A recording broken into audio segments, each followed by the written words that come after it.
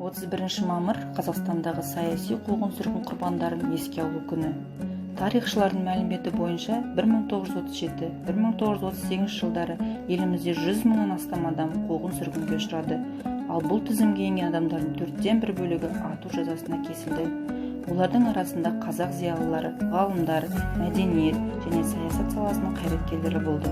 Мәселен, Тұрар Рысқұлов, Сәкен Сейфуллин, Мағжан Жұмабаев, Бейімбет Майлин, Жүсіпбек Аймауытов, Әлихан Бөкейханов, Ахмет Байтұрсынов, Мұхамеджан Тынышпаев, Ілияс Жансүгіров, Абдулла Разыбакиев, Санжар Асфендияров және тағы басқалар. 1921 жылдан бастап 1954 жылдар аралығында КСРОда шамамен 3.700.000 азаматтар қуғын-сүргінге ұшырады. Оның 600 мыңға жуығына өлім жазасы берілді, ал қалғандар ұзақ мерзімде бас бостандығынан айырылды. Сол жылдары бастан кешкен тар жолдар бүгінгі жас ұрпақтың жүрегінде мәңгі есінде.